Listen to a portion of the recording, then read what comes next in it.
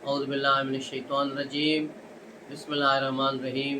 अस्सलाम वालेकुम नाज़रीन, मैं अब्दुल जब्बार सुमरो हाज़िर हूँ आपके programme behind the news with Abdul Jabbar Soomro के साथ। तो शुरू करते हैं आज की खबरें और उन पर तबसरे। एक बार फिर इमरान खान ने रोना धोना शुरू कर दिया है। डेली टेलीग्राफ में उनका एक मजमून छपा है जो ज़ाहिर है उन्होंने कुछ पॉइंट्स लिखे होंगे और उनके बिहाफ पर वहाँ पर उनकी साबका बीवी बैठी है जो ये सारा काम कर रही है लंदन में। डेली टेलीग्राफ में उन्होंने सीधे सीधे आर्मी चीफ पर इल्ज़ामात लगाए हैं और कहा है कि वो मुझे कत्ल करने की बाकी साजिश ही रह गई है, बाकी तो सब काम हो गए हैं। तो ये इसकी मायूस कुन जो मजमून है, इससे इसकी मायूसी, बेबसी और परेशानी नज़र आ रही है और मजमून ऐसा लग रहा है जैसे वाकई इमरान खान अब पागल हो गए हैं। जिसकी खबरें अडयाला जेल से तो पहले ही आ रही हैं कि वहाँ खड़ा होकर वो घंटा घंटा दीवारों से खिताब कर रहा है, आने वालों को गालियाँ देना, चीखना चिल्लाना, ये तो रोज़ का मामूल है।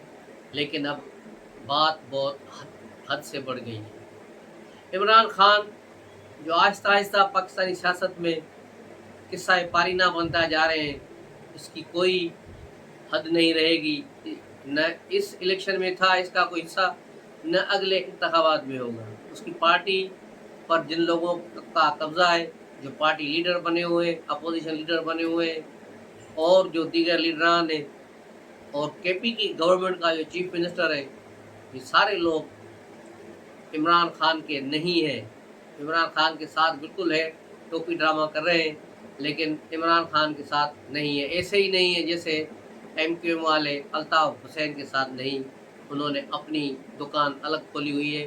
तो इसी तरह PTI भी आप देखेंगे कि आगे जाकर बिल्कुल MQM के तर्ज पर चली जाएगी और इमरान खान भी आपको अल्ताफ़ हुसैन की तरह एक कोने में पड़ा हुआ नज़र आएगा। इमरान खान और अल्ताफ़ हुसैन दोनों में बड़ी मुमासलत है और इमरान खान अब अल्ताफ़ हुसैन बनता जा रहा है, उसमें कोई कसर नहीं रही और आहिस्ता आहिस्ता इसे उठाकर ऐसे ही फेंक दिया जाएगा और ये किसी रिकॉर्ड रूम का हिस्सा बन जाएगा। उसकी पार्टी रहेगी, उसके हामी भी रहेंगे, जिस तरह कराची में MQM के बहुत बड़े हामी हैं अल्ताफ़ हुसैन के, जो वोट देने नहीं आते और कराची में हमेशा वो बाइकाट कर रहे हैं।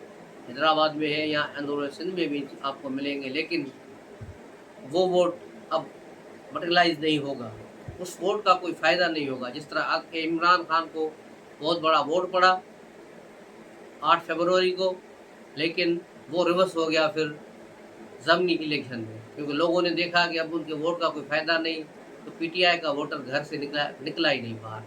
और यही सूरत हाल आगे भी होगी। आप जब देखते जाएंगे आगे सूरत हाल बदल दी जाएगी। अभी तो केसेस चल रहे हैं और जो आर्मी चीफ ने कल डंडा उठाया, उन्होंने जो अपनी तकरीर की वो इंतहाई अहमियत की हामिल है। उसका मुखातिब कौन था? उन्होंने कहा कि हम आइन के दायरा कार में रहकर काम करेंगे और आप भी दायरा कार में रहें। तो ये कौन है? ये है हमारे जज साहबान जो उछल कर इमरान खान को सहूलतकारी कर रहे हैं। Peshawar high court, Islamabad high court, Lahore high court और सिंध हाई कोर्ट से भी अब इमरान खान के लिए ठंडी हवाएं शुरू हो गई हैं। तो इस पर उन्होंने इंतबाह किया है कि आइन का आर्टिकल 19 जहाँ फ़ौज और अदलिया को कह रहा है सबको अपने अपने हुदूद में रहकर बात करने की इजाज़त है और अदलिया और आर्मी के ख़िलाफ़ बातचीत करने पर भी पाबंदी है, गलत और नेगेटिव चीज़ें करने पर भी पाबंदी है, ये भी उन्होंने याद दिलाया। उसके अलावा कल मौलाना फजल रहमान ने भी कराची में बहुत बड़ा जलसा किया, इसको बड़ा जलसा कहेंगे। एम डना रोड बंद करके उन्होंने जलसा किया। मिलियन मार्च का उनका वादा था, लेकिन मिलियन मार्च तो नहीं था, लेकिन 30-40 हज़ार लोग थे, पूरे सिंध से लोग इकट्ठे किए गए थे और उन्होंने यहाँ जलसा किया। इस पर उन्होंने बाकायदा घन गरज के साथ आर्मी चीफ को जवाब दिया और कहा कि वो जो बात कर रहे हैं आइन की अपनी हुदूद से बाहर निकल आते हैं, वो अपनी हुदूद में रहें। मौलाना फजल रहमान की फ़ौज पर वो तनकीद, आर्मी चीफ पर तनकीद किसी और नौयत की है, उनका गिला शिकवा किसी और नौयत का है और इमरान खान का गिला शिकवा और है। दोनों में बड़ा ज़मीन आसमान का फ़र्क है। इमरान खान चाहते हैं कि बस किसी तरह भी سارے کیسز ختم کیے جائیں، انہیں باہر نکالا جائے اور انہیں گود میں اٹھایا جائے، نئے الیکشن کرائے جائیں اور پھر ہم وہی پہلے بہن بھائی کا کردار ادا کریں جیسے باجوہ کے دور میں تھا، لیکن ایسا نہیں ہوگا۔ جبکہ مولانا فضل الرحمان کا شکوہ یہ ہے کہ اسمبلیاں جو ہے بیچی گئی ہیں، تمام اسمبلیاں بیچی گئی ہیں مولانا کی بقول۔ یہی الزام پیر پگاڑا نے بھی لگایا تھا، لیکن پھر وہ بالکل ہی خاموش ہو کر کونے میں بیٹھ گئے۔ لیکن مولانا ابھی تگڑے، ابھی لاہور میں جلسہ کریں گے، پھر شاید اسلام آباد میں کریں، اور اب دھرنا دیں گے یا نہیں دیں گے اس وقت تک دیکھا جائے گا۔ اسی لیے ابھی کے پی کا گورنر بھی نہیں لگایا گیا، اس کے لیے بھی ضروری ہے کہ شاید کے پی کا گورنر جو ہے مولانا کا ہی وہاں رہنے دیا جائے تاکہ مولانا راضی ہو، لیکن ابھی کچھ کہنا قبل وقت ہوگا۔ دوسری طرف پورے پاکستان کو مبارک ہو کہ پاکستان کا جو چاند کا مشن تھا پچھلے 5 سالوں سے جس پر کام ہو رہا تھا چائنا کی مدد سے، بالآخر آج چاند کی طرف روانہ ہو گیا ہے۔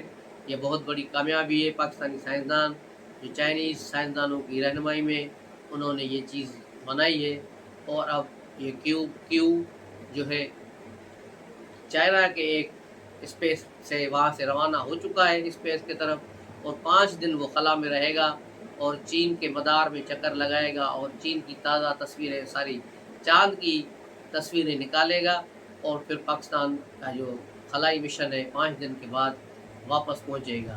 امید یہ ہے کہ یہ کامیاب ہوگا، اور ہر پاکستانی کی دعا ہے کہ یہ کامیاب ہو، تاکہ جو لوگ روزانہ صبح شام فیس بک پہ اور ٹویٹر پر کہتے تھے کہ بس انڈیا چاند میں پہنچ گیا اور ہم یہاں کھڑے پڑے، ہم یہ وہ ہیں، لیکن آج وہی لوگ جو ہے اس پر تنقید کر رہے ہیں کہ پاکستان میں کھانے کا کچھ نہیں اور یہ چاند پہ جا رہے ہیں، وہی لوگ وہی چیزیں، سارا الٹا، یعنی ان کو کسی بھی چین نہیں آتا کہ کسی بات میں یہ خوش ہوں گے۔ یہ وہ لوگ ہیں جن کا پاکستان کے ساتھ کوئی لینا دینا نہیں ہے، یہ افراتفری اور بدنظمی اور تشدد اور یہ چیزیں پھیلانے کے مجرم ہیں۔ دوسری طرف آج وفاقی حکومت نے باقاعدہ جوڈیشل کونسل کو بتایا ہے کہ اب ججز کی جو تقرری کے رولز ہیں وہ بدلی کرنے ہیں، اس کو تبدیل کیا جا رہا ہے اور نئی آئینی ترمیم لائی جا رہی ہے ججز تقرر کے سلسلے میں، اور میرا خیال ہے یہ وقت کی بڑی ضرورت ہے، کیونکہ جو بھی چیف جسٹس آتا ہے اپنے ہی چیمبروں کے لوگ، اپنے ہی چمچے ان کو اٹھا کر ہائی کورٹ کے ججز اور سپریم کورٹ کے ججز بنا دیتے ہیں، پھر وہ آگے جا کر پھر گلے میں پڑ جاتے ہیں۔ اس طرح بہتر ہے کہ گورنمنٹ اس پر کام کرے اور اپنے طور پر نئے رولز بنائے اور اس کے تحت ہی ججز کی بھرتی ہو، تاکہ تھوڑا بہت ججز پر بھی کنٹرول رہے، نہیں تو یہ جو جوڈیشل ایکٹیوزم ہے یہ اس ملک کو کھا جائے گا۔ اس کے لیے بہت ہی ضروری ہے، یہ بہت ضروری ہے یہ جو اقدام ہونے جا رہا ہے۔